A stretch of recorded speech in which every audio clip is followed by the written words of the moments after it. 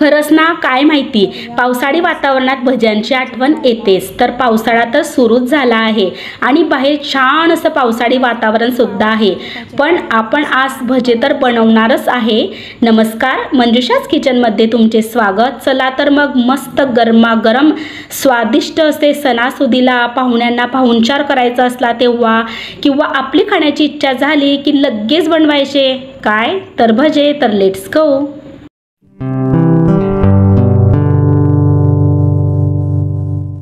तर भजी बनवण्यासाठी सर्वात आधी इथे आपल्याला घ्यायचं आहे हरभऱ्याच्या डाळीचं पीठ आहे हे, आणि हे पीठ तुम्ही अंदाजानुसार घ्या की तुम्हाला किती भजी बनवायचे आहे।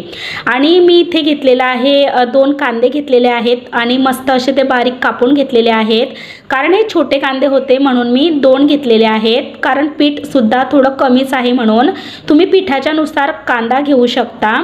आणि इथे आता 6 ते 7 मिरच्या आहेत आणि थोडं त्याच्यात मी जिरं वाटून घेतलेलं आहे मिक्सरला, असं बारीक वाटून घेतलेलं आहे। आणि आता आपल्याला याच्यामध्ये हळद टाकायची आहे, अशी थोडीशीच टाकायची, रंग येईल त्याप्रमाणे।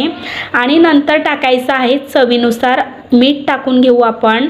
आणि हे सर्व आता याच्यामध्ये टाकल्यानंतर इथे आपल्याला टाकायचे आहे हिरवीगार अशी भरपूर अशी कोथिंबीर टाकायची आहे, कारण याच्याने खूप असा भारी असा स्वाद येतो भज्यांना।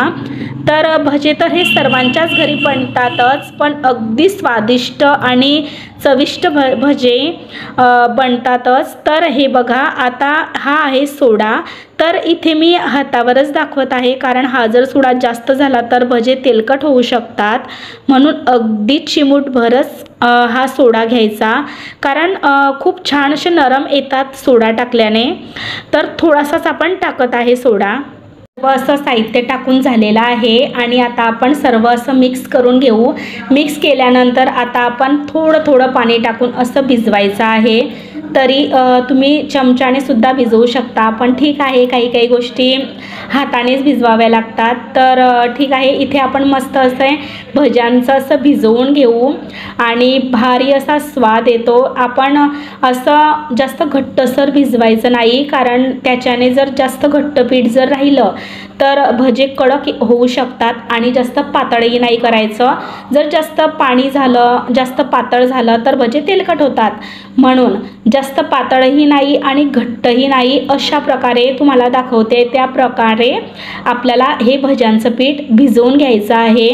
आणि हे बघा, असं मिक्स करत राहायचं मस्त, म्हणजे ते छान असं सर्व असं मिक्स होईल।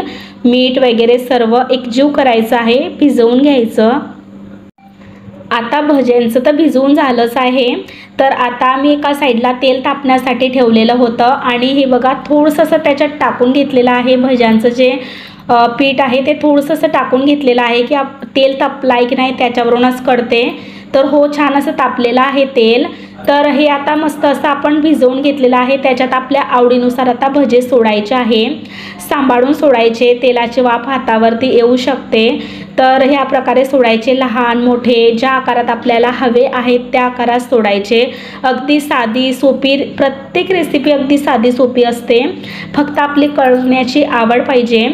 तर जास्त एकदम छान असे हे भजे असतात आणि जास्त थोडेसे लालसर व्हायला लागले तर गॅस कमी करून द्यायचा आणि त्यांना काढून घ्यायचं। आणि आता तर छान असे तळले जात आहेत आणि बघू शकता तुम्ही किती छान असा रंगही आलेला आहे मस्त असा, आणि किती सुंदर असे दिसत आहेत पोहे। आणि बाहेर मस्त असा पाऊस पडत आहे आणि त्याच्यासोबत भज्यांसोबत चहा आणि भजे, वा, खरंच असा बेत तुम्ही करून बघा। आणि मला तर माहितीच आहे तुमच्या घरी नक्कीच असा बेत होतच असेल, कारण प्रत्येकाच्या घरी भजे आणि चहाही होतेच।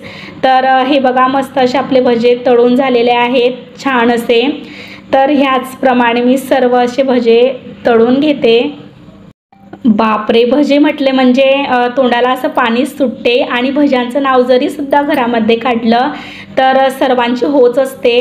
म्हणून मस्त असे भजे मी तळत आहे आणि जर जास्त लालसर व्हायला लागले तेव्हा आपण गॅस कमी करून द्यायचा आणि काढून घ्यायचे. त्याचप्रमाणे मी सर्व असे हे भजे तळून घेतलेले आहेत. किती सुंदर असे भजे आपले तयार झालेले आहेत आणि खाण्यासाठी ते रेडी आहेत. आणि प्लीज अजून पण तुम्ही मंजुषास किचन चॅनलला सबस्क्राईब केलं नसेल तर प्लीज चॅनलला सबस्क्राईब करा. तर भेटू आपण एका नवीन रेसिपीसोबत लवकरच. तोपर्यंत बाय.